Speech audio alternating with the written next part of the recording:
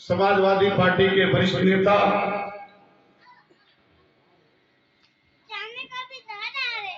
विद्यापीठ के छात्र संघ के नेता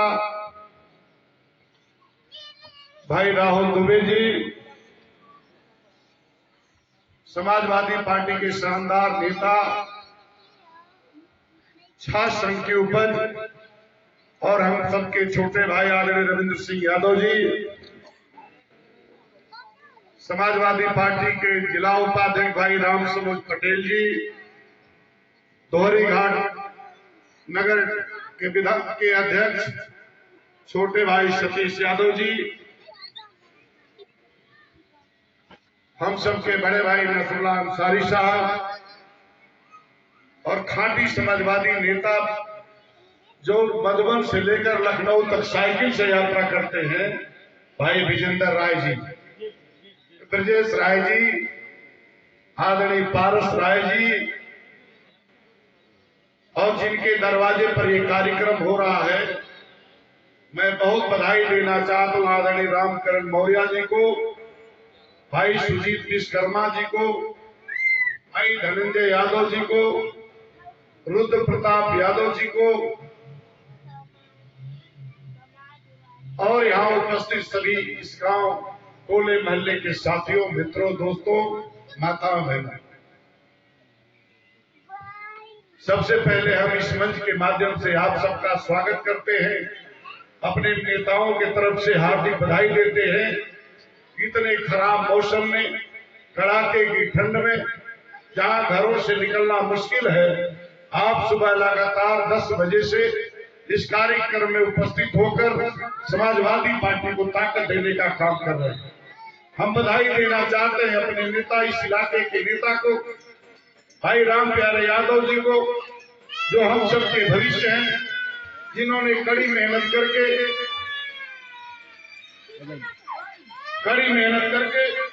अपने साथी राम सिंह पटेल, श्रीकांत प्रजापति, रामोद पटेल, उमा शंकर मौर्य और सोनू कुमार के सहयोग से इस चौपाल का आयोजन करने का काम किया है। मित्रों, आज राष्ट्रीय अध्यक्ष जी का आह्वान था कि 12 जनवरी को युवा घेरा का आयोजन किया जाएगा। आज विवेकानंद जी की जयंती है और विवेकानंद की जयंती को जानदार और शानदार बनाने के लिए, यादगार बनाने के लिए और उनकी शिक्षा दीक्षा को नौजवानों तक पहुंचाने के लिए माननीय राष्ट्रीय अध्यक्ष जी ने इस दिन का चुनाव किया है। आपको पता होगा, जो पढ़े लिखे नौजवान हैं, 12 जनवरी 1863 को कलकत्ता के अंदर स्वामी विवेकानंद जी का जन्म हुआ था और आज उनकी जयंती है। और आपको पता होगा, विवेकानंद जी एक महान संत थे, महान विचारक थे और एक ऐसे परिवार में पैदा हुए थे, एक छोटी नौकरी उनके पिताजी करते थे। किसी तरह से उन्होंने कलकत्ता विश्वविद्यालय से डिग्री हासिल करने के बाद उनका मन खेती बाड़ी में नहीं लगा, राजनीति में नहीं लगा, कारोबार में नहीं लगा, बल्कि उन्होंने आध्यात्मिक रास्ता चुनने का काम किया और उन्होंने अपना आदर्श रामकृष्ण को मानने का काम किया और रामकृष्ण की अगुवाई में उन्होंने, उनके सानिध्य में, उनके नेतृत्व में आध्यात्मिक शिक्षा दीक्षा ग्रहण करने का काम किया। एक बार स्वामी विवेकानंद ने भी अपना आदर्श अगर किसी को माना, हम लोग बार बार अपनी सभाओं में कहते हैं कि हम लोगों के आदर्श भगवान कृष्ण हैं और भगवान कृष्ण ने कहा था, कर्मण्येवाधिकारस्ते मा फलेषु कदाचन। हम भाग्य पर भरोसा नहीं करते, हम हाथ की रेखाओं पर भरोसा नहीं करते, हम पंडित जी के उस पोथी और पत्रा पर भरोसा नहीं करते कि आपको संतान नहीं होने वाली है, आपको दान दे देंगे तो लक्ष्मी का भरमार हो जाएगा और दान नहीं देंगे तो आप कंगाल हो जाएंगे। हम लोग इस बात पर भरोसा नहीं करने वाले। हम लोगों ने तो सीधे सीधे कर्मण्येवाधिकारस्ते मा फलेषु कदाचन, कर्म को प्रधान मानने वाले भगवान कृष्ण को मानते और उन्हीं को आदर्श मान करके अपनी राजनीति को शैली और अपनी जिंदगी को जीने का काम करते हैं।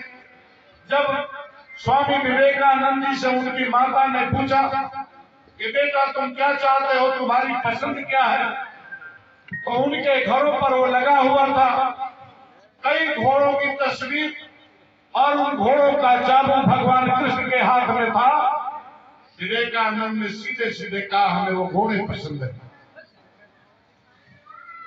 यानी इसका मतलब था वो घोड़े और उसका चाबू और नियंत्रण कृष्ण के हाथ में। कहा कि जो मन का विकृतियां है, जो चंचल मन है, उनका चाबुक अपने हाथ में रखना चाहता हूं, यही हमारी पसंद है। ये इतनी बात, इतनी बड़ी बात विवेकानंद जी ने कहा था।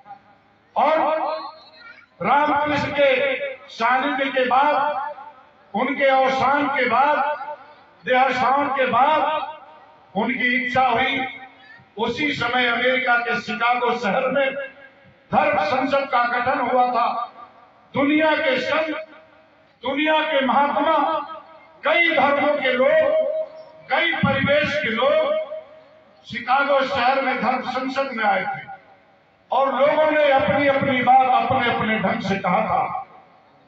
उसी में स्वामी विवेकानंद जी को भी मौका मिला था। भारत के तरफ से अकेले गए थे विवेकानंद जी, सतीश जी। हिम्मत करके उन्होंने उस मंच पर कहा कि मैं किसी देश और किसी धर्म का विरोध करने नहीं आया, मैं सभी देश और सभी धर्मों का आदर करना चाहता हूं, लेकिन मैं भारतीय संस्कृति को सम्मान के साथ नाम लेना चाहता हूं। उन्होंने वहां भारतीय संस्कृति का सिर ऊंचा करने का काम किया और उन्होंने कहा जब तक मैंने देखा है कि भारत में भूखा आदमी, नंगा आदमी, अशिक्षा और ये रूढ़वादिता, धर्मान्यता, ये समाज के लिए कोड है। कट्टरपंथी ये समाज के लिए कोड है। उसे विवेकानंद की जयंती के लिए हमारे नेता आदरणीय अखिलेश यादव ने कहा है कि जब ये नौजवान जुआ घेरा में विवेकानंद के शिकागो के में दिए हुए भाषण को कहेगा, ये भारतीय जनता पार्टी के लोगों का चेहरा बेनकाब हो जाए, जो सांप्रदायिक ताकतें हैं, जो दंगा कराना चाहते हैं, जो समाज को लड़ना चाहते हैं। हम भूख प्यास से लड़ना चाहते हैं, हम नंगापन से लड़ना चाहते हैं, हम गरीबी से लड़ना चाहते हैं, और ये मुसलमान से लड़ना चाहते हैं, ये हिंदू से लड़ना चाहते हैं, ये जाति से लड़ना चाहते हैं, ये धर्म से लड़ना चाहते हैं। अंतर इतना, इसी अंतर को बताने के लिए माननीय अखिलेश यादव जी ने कहा है नौजवानों जाओ और विवेकानंद पर भाषण दो। मैं आप सबसे कहना चाहता हूं, बहुत सारे हमारे नौजवान स्वामी विवेकानंद को पढ़े होंगे, सुने होंगे, और जो नहीं पढ़े होंगे, छोटी छोटी पतली किताबें आती हैं, उन्हें लेकर पढ़ो और जब पढ़ करके मन से भाषण करोगे, अपना व्याख्यान दे दो। ये स्वामी विवेकानंद का नाम लेकर अपनी राजनीति चमकाने वाले भाजपा के लोग बेनकाब हो जाएंगे, इनका चेहरा दागदार होने लगेगा। नौजवानों, आस्था बड़ी चीज है। हम गरीबी से लड़ लेंगे, बेरोजगारी से लड़ लेंगे, दुनिया की सभी बड़ी से बड़ी ताकतों से लड़ लेंगे, लेकिन आस्था से नहीं। जब हम कोई काम करने जाएंगे, ये धर्म को लाकर खड़ा कर, कहा राम जी का मंदिर बनेगा, इतने बैठे हुए लोग, और दुनिया के कोई बड़ा से बड़ा कौन सा ऐसा नेता है, किस जाति धर्म का नेता है जिसने कहा है कि राम जी का मंदिर नहीं बनेगा? किसी ने कहा है क्या?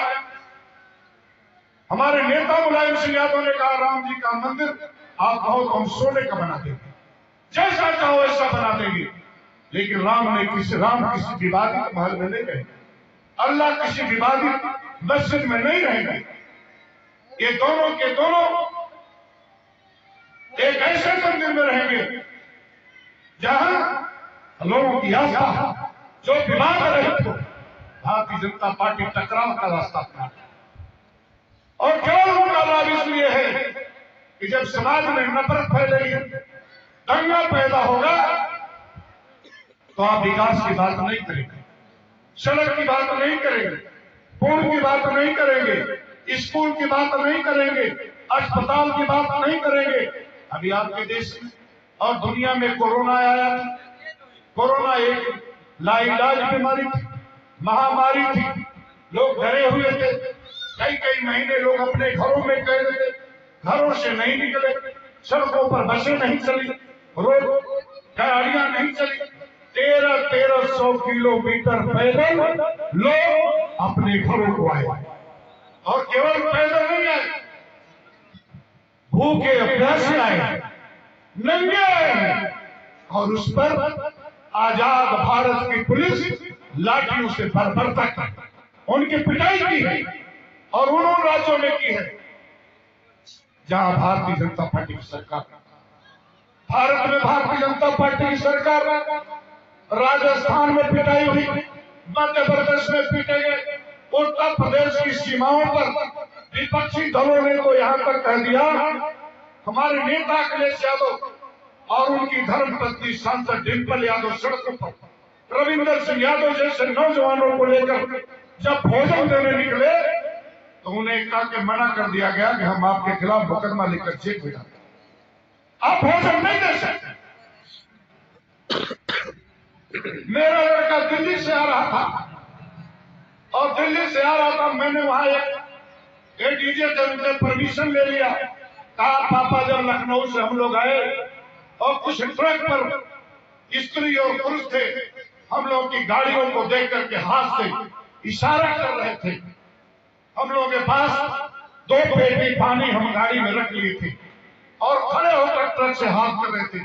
हम लोगों ने ट्रक को घेर करके और दोनों पेटी का पानी और कुछ बिस्कुट था उनको दिया, और वो लोग ऐसे आशीर्वाद दे रहे थे जैसे ईश्वर से हमारी चिरंजीवी होने का आशीर्वाद है।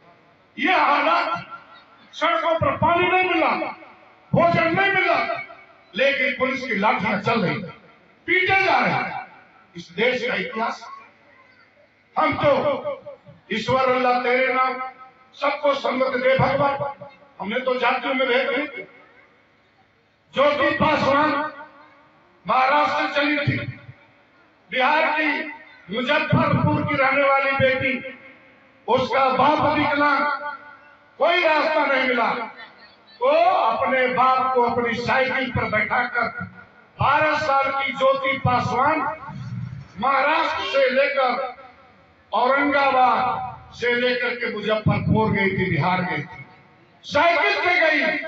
लेकिन प्रदेश की कोई सरकार, उत्तर प्रदेश की सरकार, बिहार की सरकार पूछने का काम नहीं किया, और किया किसी ने, माननीय अखिलेश यादव जी ने अपने पार्टी फंड से 2 लाख रुपया देकर सम्मानित करने का काम किया, कहा हम बेटी का सम्मान करते हैं। ये हालात, स्कूल बंद है, पढ़ाई नहीं हो रही है, अभिभावकों को फीस देनी पड़ती है। ऐसा कभी हालात देखा है क्या? पढ़ाई नहीं होगी, फीस देंगे, ये करें ऑनलाइन पढ़ाई होगी। मादी के भाइयों, 20,000 रुपये 25,000 रुपये का धंधे या तो मोबाइल ले लेंगे तब तो पढ़ाई का इंतजाम होगा, लेकिन इसके लिए कमरा भी चाहिए, जहाँ कमरा शांत प्रिय हो, जहाँ आवाज न हो, शोरगुल न हो। अगर ये सारा इंतजाम आपने ठीक कर लिया तो नेटवर्क की जरूरत पड़ेगी, अगर नेटवर्क रहेगा तो पढ़ेंगे या नहीं तो नहीं पढ़ेंगे। और नेटवर्क की हालत आप जानते हैं कि नेटवर्क की दूरदर्शा प्राइवेट कंपनियां, इनकी चहेती कंपनियां कैसे कैसे करती हैं भगवान ही, इसलिए इनसे कुछ उम्मीद नहीं। ऐसा कहीं आपने देखा जहां हम बीमारी लाइलाज थी, लोग बीमार थे, लोग परेशान थे, उन्हें दवा की जरूरत थी, उन्हें डॉक्टर की जरूरत थी, लेकिन उस समय अस्पताल बंद थे, दवा नदारत थी, अस्पताल डॉक्टर गायब। ऐसा भी कहीं देखा क्या? क्या को दवा चाहिए, हम बीमार हैं, अस्पताल बंद है, डॉक्टर नहीं है, दवाएं नहीं है, और लोगों को कहा गया कि आप काढ़ा पीजिए। आ गए हम चरक के सिद्धांत पर। आचार्य आयुर्वेद के जनक चरक के, जब उन्होंने कहा, आदिकाल में कहा था, जब कोई एलोपैथ का इंतजाम नहीं था, अंग्रेजी दवा का इंतजाम नहीं था, तो कहा कि नीम का पत्ता, नीम का छाला, लिसोरा का पत्ता, लिसोरा का छाला, तुलसी का पत्ता, काली मिर्च और नमक डाल के पी लीजिए, जुकाम ठीक हो जाएगा। कहा उसी को पी लीजिए, ठीक हो जाएगा। और गांव के लोगों ने किया, मजबूरी। और जो पैसे वाले लोग थे, अगर लखनऊ चले गए, रविंद्र यादव लखनऊ सबसे ज्यादा रहते हैं, इनको पता है एक बार 12-12 लाख रुपया अस्पताल पुणे प्राइवेट अस्पतालों ने कहा जमा किया गया। जो पैसे वाले थे जमा किए। अभी कोरोना की जांच होगी और कोरोना की जांच 48 घंटा बाद रिपोर्ट आई, तब तक पेशेंट मर गए, खत्म हो गया। जिस बीमार व्यक्ति को तत्काल इलाज की जरूरत है, 48 घंटा बाद हम दवा देंगे, उसकी रक्षा तो भगवान ही कर सकता है। ये हालत है मोदी जी के जमाने में। अब आ गया वैक्सीन, इन्होंने कहा वैक्सीन आ गया है, टीका नहीं। माननीय अखिलेश यादव ने कहा रूस के अंदर पुतिन ने लगाया है, आप भी लगा लो, आपके अफसर लगा ले, आपके डॉक्टर लगा ले, आपके मुख्यमंत्री लगा ले, और फिर जनता के बीच में लाओ। भोली भाली जनता को ठगने का काम मत करो, चुनावी एजेंडा मत बनाओ। अगर इसे टेस्ट नहीं कराओगे, हम तुम्हारी वैक्सीन का विरोध करते हैं। हम सब भारतीय जनता पार्टी के तथाकथित इस वैक्सीन को नहीं लगाए। बड़ी गालियां मिली। राहुल दुबे जी, मैंने उस दिन भी कहा था, मैं फेसबुक व्हाट्सएप रात को 9 बजे चलाता हूँ, धनंजय किसी को रोज देखता हूँ। मैं देख रहा था, बड़ी गालियां, कितनी भर्ती गालियां दी गई, जाति सूचक गालियां दी गई, मन तिलमिला गया। लेकिन उनका जवाब वहीं से आ गया। मध्य प्रदेश के मुख्यमंत्री जी, क्या नाम है, शिवराज सिंह चौहान, भारतीय जनता पार्टी के मुख्यमंत्री हैं, और उन्होंने कहा मैं भी टीका नहीं लगाऊंगा, विश्वास नहीं है। और तो और हद हो गई। जो गाय के मूत्र को बेचते हैं और पता नहीं क्या क्या करते हैं, अपनी आंख तो ठीक नहीं कर पाए, दूसरे की आंख का दवा जरूर बताते हैं। आप देखिएगा, तिरछा देखते, विकलांग है, इन्होंने कहा मैं भी वैक्सीन नहीं लगवाऊंगा। ये दोनों भारतीय जनता पार्टी के एजेंट और नेता वो मोदी साहब के मुंह पर तमाचा मारने का काम किए हैं, और इन्होंने कहा हम आपकी वैक्सीन नहीं लगाएंगे। तब इनको गालियां नहीं दी जाती, गालियां केवल आपको दी जाती, पिछड़ी जमात के लोगों को गालियां दी जाती हैं।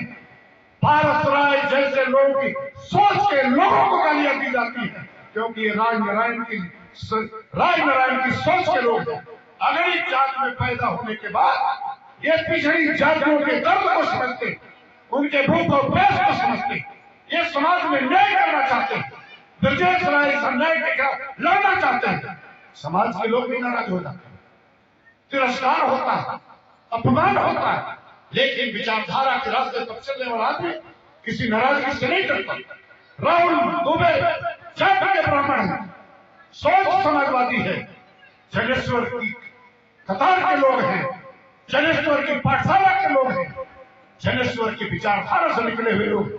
ये डिग नहीं सकते, इन्हें कोई डिगा नहीं सकता। ये अपनी बात कहेंगे, मानने वाले संख्या लोगों की संख्या कम हो या ज्यादा, हम अकेले ही चले थे, जान भी मंजिल लोग साथ आते गए और कारवां बनता गया। महात्मा गांधी ने भी कहा था, जब नमक तोड़ो कानून बनाने की बात आई थी, और गांधी ने कहा था हम नमक का विरोध करते हैं। गांधी मार्च किया था, कहा हम अंग्रेजी नमक नहीं खाएंगे, सो हम अपना काम बनाएंगे, चलो हम गुजरात में नमक बनाएंगे। और गांधी मार्च किया, थोड़े से लोग आए। इतिहासकारों ने तो कहा 73 लोग थे, थोड़ी दूर गए कुछ लोग आ गए, थोड़ी और बरात आ गए। तब गांधी ने कहा था हम अकेले ही चले थे, जाने मंजिल मगर लोग साथ आते गए और कारवां बनता गया। ऐसे समाजवादी साथियों, ये गोष्ठी बड़ी होगी या छोटी होगी, लेकिन इसका जो विचार निकल कर जाएगा, जो संकल्प निकल कर जाएगा, जो संदेश निकल कर जाएगा, ये भारतीय जनता पार्टी की चूड़ों को हिलाने का काम करेगा, ये समाजवाद का झंडा गाड़ने का काम करेगा। आपको एक और धन्यवाद दूंगा, शायद आप लोगों को पता हो गया हो, रुद्र प्रताप जी दौड़ कर आए थे हमारे पास। मन में कितना उत्साह जगा। आज सुप्रीम कोर्ट का ऐतिहासिक फैसला आया है। कल सुप्रीम कोर्ट में भारतीय जनता पार्टी के 40 सीनेटर सीट सरकार 40 सीटर को डांट कर भगाया था, फटकार लगाया था। कहा तारीख पे तारीख देते चले जा रहे हैं। आज वार्ता, कल वार्ता, किसानों से केवल वार्ता का बहाना बना रहे हो। फैसला क्यों नहीं लेते? फैसला लगो, मैं फैसला ले लूंगा। और आपको बधाई देना चाहता हूं, आज सुप्रीम कोर्ट ने ऐतिहासिक फैसला सुनाया है। और किसान बिल जिस पर आज हम चर्चा करने आए हैं, हमारे नेताओं ने चर्चा किया है, आज उन तीनों बिल पर रोक लगाने का काम किया है और उनके अमल पर रोक लगा दिया। और केवल रोक ही नहीं लगाया, एक कमेटी भी गठित कर दिया और गठित करके कहा है कमेटी रिपोर्ट दी। 57 लोग शहीद हो गए, बॉर्डर पर शहीद हो गए, कड़ाके की ठंड में शहीद हो गए।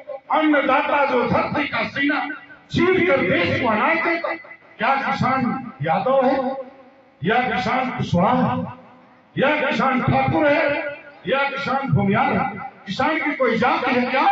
उसकी एक ही जाति है, किसान। खेती, गिरहस्ती, पशुपालन, यही उसकी अपनी जाति है। आज हमारी खेती पर भी इनकी दृष्टि है। इन्होंने कहा था काला धन लाएंगे, ये नोटबंदी खत्म कर देंगे, काला धन आ जाएगा। देश ने कहा है कर दो, नोटबंदी किया, पता नहीं कितने लोग लाइन में मर गए, लाइन में लगे, बैंक में गए, लाइन लगाने मर गए। उसी में एक बेटा खजांची भी पैदा हो गया लाइन में। माननीय अखिलेश यादव जी ने उसका नाम खजांची रख दिया और उसको हर साल उसका बर्थडे मनाते हैं। नोटबंदी कर दिया, कहा अब ये जीएसटी आएगा, और जब से जीएसटी लाया, कारोबारी भाई होंगे जो ठेकेदारी करते होंगे, व्यापार करते होंगे, जीएसटी ने देश की अर्थव्यवस्था को बर्बाद किया, कारोबार को बर्बाद किया। काला धन आया नहीं, जीएसटी को प्रभावी किया।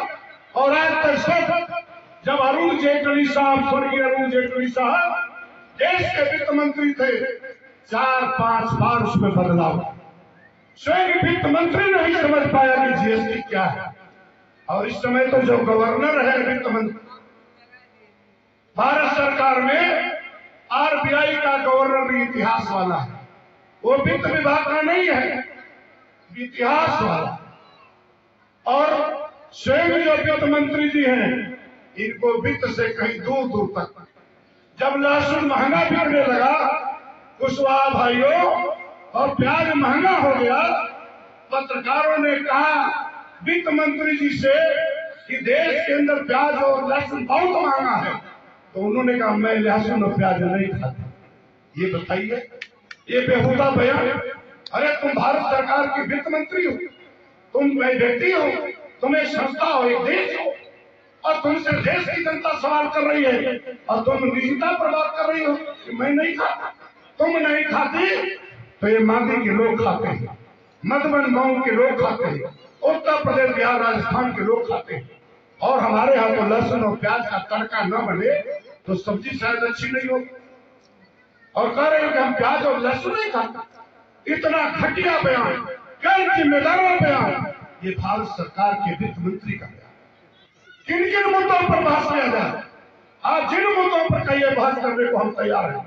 और मैं चुनौती के साथ कहना चाहता हूँ, भारतीय जनता पार्टी का जो बड़ा नेता हो, मंच लगा ले आमने सामने और मुद्दों पर बहस करे। हम गाली तो नहीं दे सकते, लेकिन बहस करें, हम हर सवाल का जवाब दें। लेकिन हम भी सवाल करेंगे उसका जवाब देना पड़ेगा। हमें जातिवादी कहते हो, हम कैसे जातिवादी? कहां दिखता चलता? मुलायम सिंह यादव अगर जातिवादी होते तो जनेश्वर मिश्रा का 376 एकड़ में प्रतिमा लगाई जाती क्या? राज नारायण जी जाति के भूमिहार थे।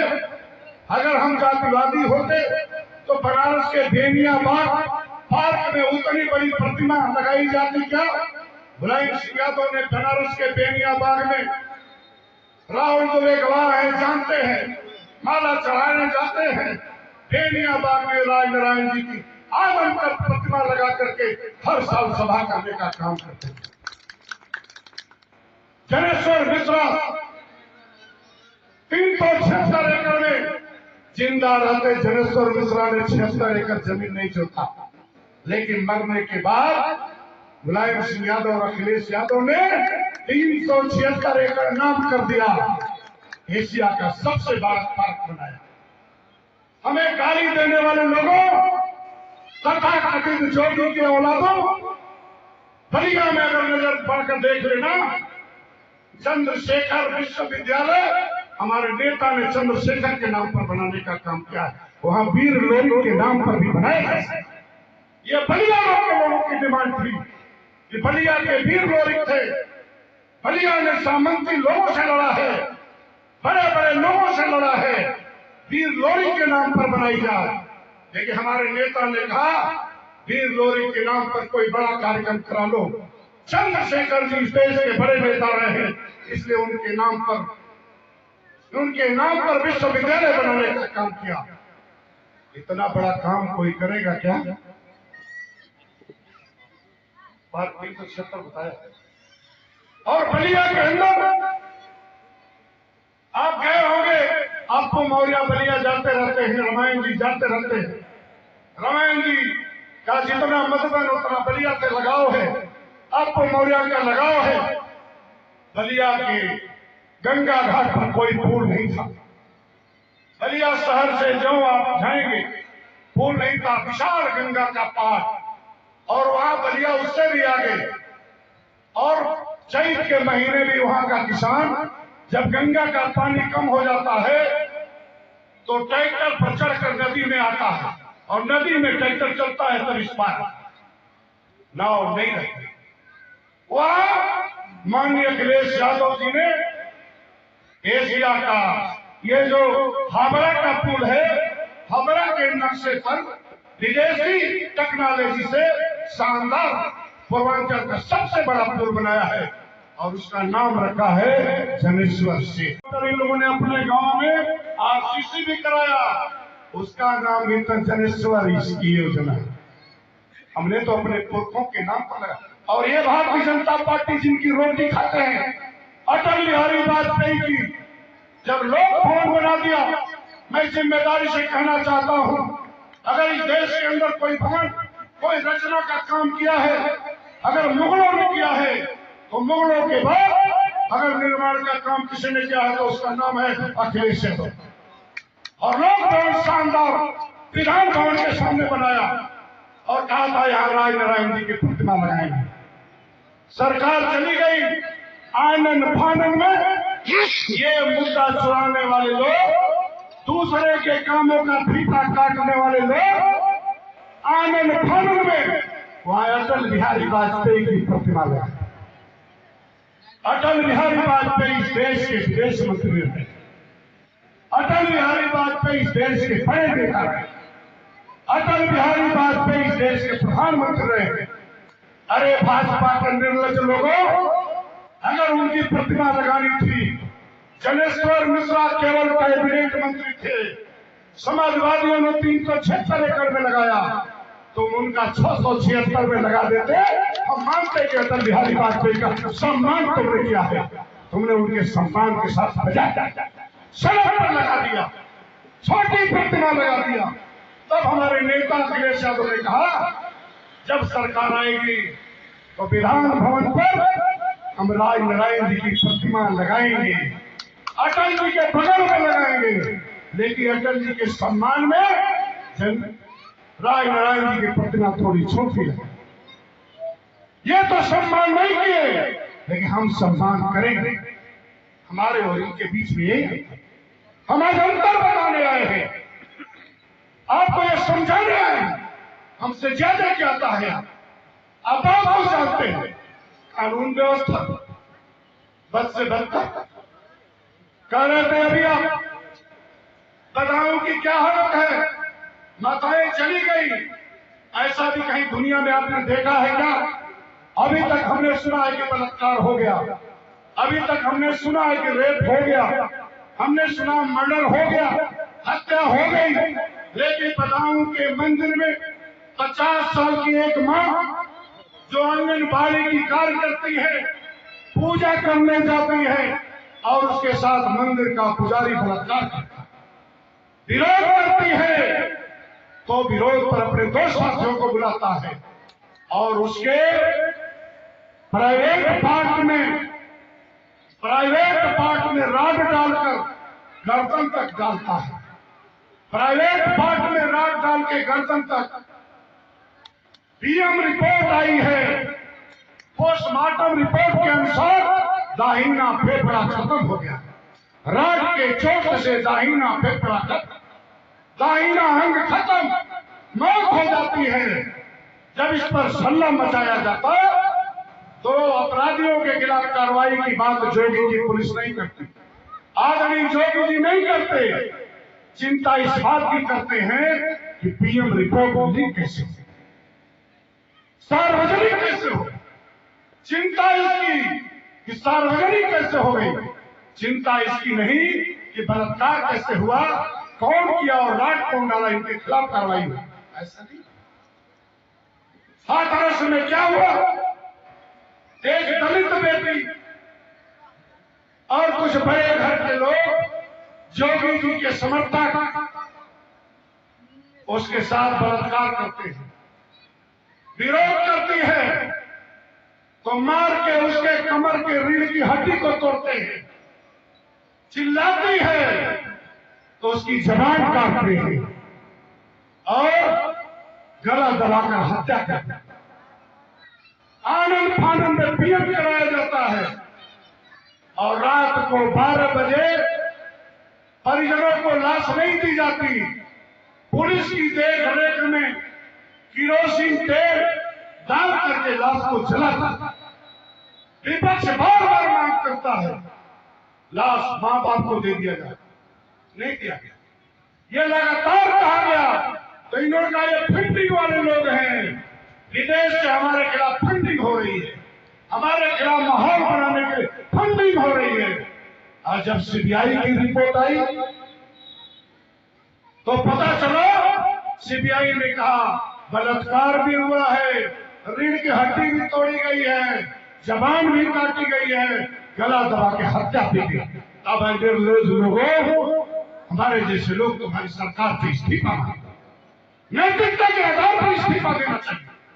सवाल एक बेटी का नहीं है, सवाल दलित का नहीं है, सवाल बेटी का।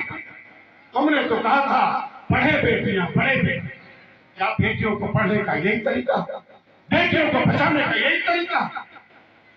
हमारे नेता मुलायम सिंह यादव ने तो कहा था नौजवानों की शादी हो जाती है, बेरोजगारी में बाप शादी कर देता है, और जब घर में पत्नी आती है खर्चे बढ़ जाते हैं, और जब बच्चा पैदा होने की स्थिति होती है तो नौजवान पत्नी को ले जाकर मादी की शहर में मशीन पर खड़ा कर देता है, और जब रिपोर्ट आती है कि पेट में पलने वाली संतान बच्ची है तो गिरफ्तार करा देता है।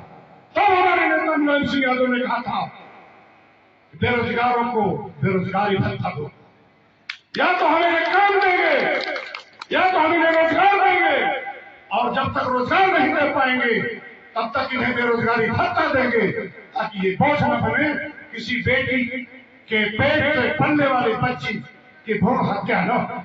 ये भ्रूण हत्या रोकने का काम हमारे नेता अखिलेश यादव, हमारे नेता मुलायम सिंह यादव ने किया, और इन्होंने क्या किया?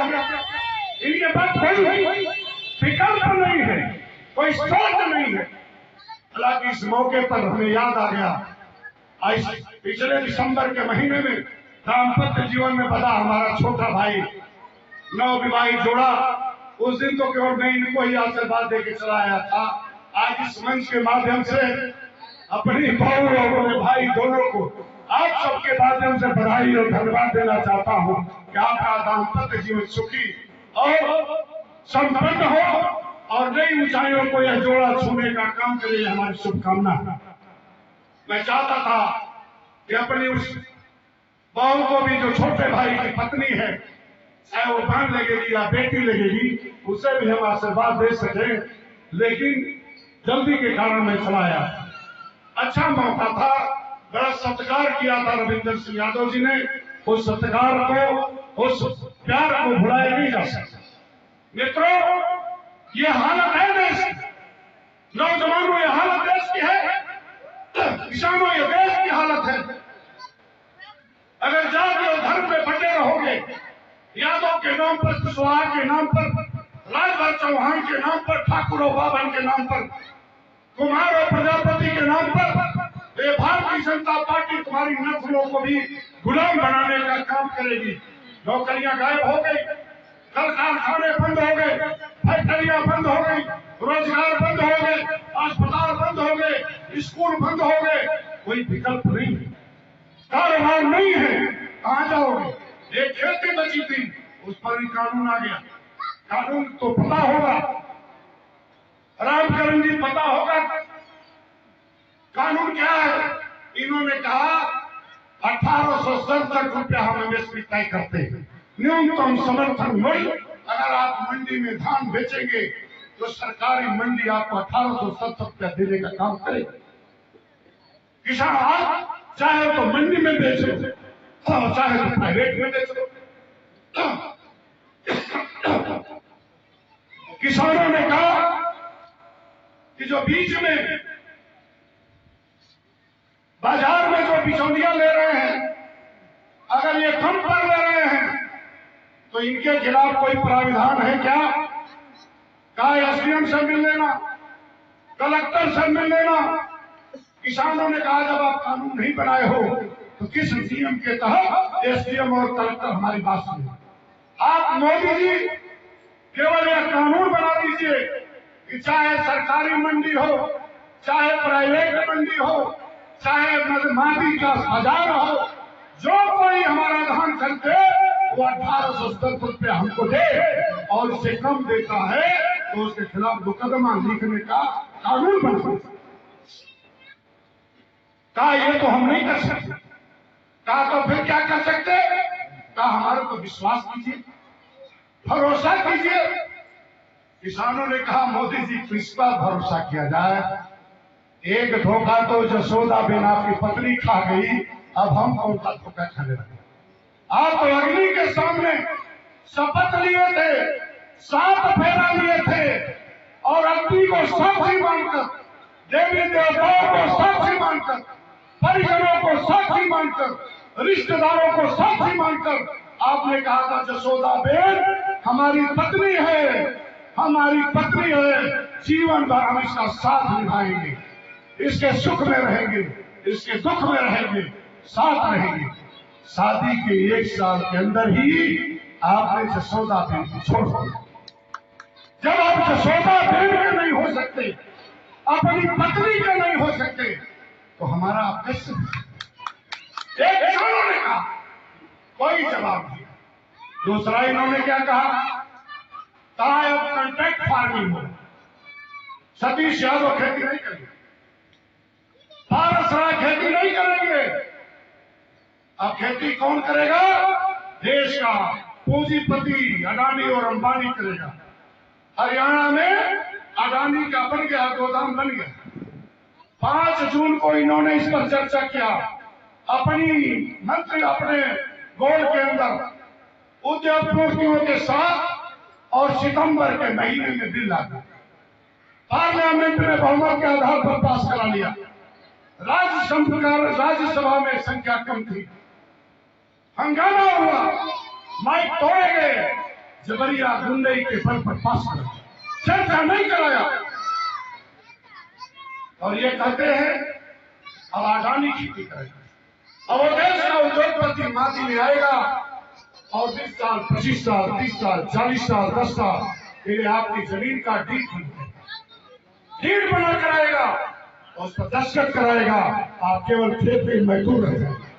हमारे यहाँ तो चलन है, हमारी बेटी की शादी हो, बेटे की फीस का सवाल हो, हम 10 कट्ठा 5 कट्ठा अपने खेत को गिरवी रख देते हैं, पोप पर रख देते हैं, और जो पैसे मिलते हैं उसे शादी कर लेते, फीस जमा करते, फिर कोई आमदनी होती खेत छोड़ा लेते, मालिक रहते हैं। लेकिन जब ये डीड पर दस्तखत जिस दिन हो जाएगा उस दिन खेत के मालिक भी आप नहीं रहेंगे, इसका मालिक भी अठानी होगा। और मैं आपसे पूछना चाहता हूँ, आपके जमीन पर गांव का दबंग आदमी खूंटा गाड़ लेता है, छत पर डाल लेता है, 17 बार कोर्ट का चक्कर आप लगाते हैं, अभी नहीं हट पाता। इस देश का सबसे बड़ा आदमी अगर आपका 40 साल कब्जा कर लिया, कौन सा माई का लाल उसको हटा देगा? किसकी हिम्मत है जो हटा देगा? जरा विचार प्रश्न सोचना पड़ेगा। तीसरा इन्होंने कहा अब नई मंडियां बनेगी, प्राइवेट मंडियां बनेगी, पुरानी मंडी सरकारी मंडियां रहेगी, पुरानी नई मंडियां बनेगी। आप चाहे तो पूरा सरकारी मंडी में बेचिए या तो नई मंडी में प्राइवेट मंडी में। और होगा क्या? अगर 17,1867 रुपया सरकारी मंडी धान देगा तो प्राइवेट मंडी आपको 2,000 रुपया, 2100 देगी, 2200, और यह तब तक देगी 1 साल देगी, 2 साल देगी, 3 साल तब तक देगी जब तक सरकारी मंडियां टूट नहीं। और जब सरकारी मंडियां टूट जाएगी तो ये प्राइवेट मंडियां मनमाना हो जाएगी और कहेंगे कि 800 देगी, 1000 पर लेंगे, और अगर नहीं देंगे बाहर बचेंगे तो गुजरात के किसान पर इन्होंने 1 करोड़ का मुकदमा दाखिल दावा किया था, वही 1 करोड़ का मुकदमा आपके खिलाफ ही होगा। आप कहेंगे साहब आप झूठ बोल रहे हो, ये कैसे होगा? हम आपको बताना चाहते हैं, अभी आपके नजरों के सामने बीएसएनएल बड़ी अच्छी कंपनी वो चलती थी, एमएलए से लेकर मिनिस्टर तक, अफसर से लेकर के बड़े बड़े लोग बीएसएनएल की गंभीरता को समझते थे। इन्होंने कहा हम जियो लॉन्च करें और जियो बड़े पैसे में चले और धनाधन चलेगा, धनाधन चलेगा। और नौजवानों ने जियो का सिम लिया और धनाधन चलाया, धनाधन चलाया। और जब इसकी मार्केट बन गई तो इन्होंने कहा नहीं भाई अब तो 199 का रिचार्ज करा। जब 199 का आप रिचार्ज करा लिए, फिर कुछ मार्केट चला तो कहा नहीं धनंजय जी अब 399 का कराना पड़ेगा, अब इस पर बात नहीं बनेगी, तो 399 का कराना पड़ा। और जब फिर मार्केट ठीक हो गया तो कहा भाई अब 599 से कम पर बात नहीं होगी। जब पूरी तरह बीएसएनएल बर्बाद हो गया, बीएसएनएल समाप्त हो गया, उसके कर्मचारियों को वेतन देने का इंतजाम नहीं रह गया, तो इन्होंने जियो को 599 का। उसी तरह से मंडियों को, सरकारी मंडियों को बर्बाद करके प्राइवेट मंडियों को, उद्योगपतियों की मंडियों को लॉन्च कर। इसलिए मोदी के भाइयों आपसे केवल इतना कहना चाहता हूं, आप इस देश को बचाना चाहते हैं, इस प्रदेश को बचाना चाहते हैं, किसान को बचाना चाहते हैं और स्वामी विवेकानंद के रास्ते पर चलना चाहते हैं, तो आइए 2022 में हम सब मिलकर जाति और धर्म के बंधन को तोड़कर अखिलेश यादव के साथ चलकर साइकिल पर मुहर लगाकर उनको मुख्यमंत्री बनाने का काम करें। बहुत बहुत धन्यवाद। जय हिंद, जय शिवराज।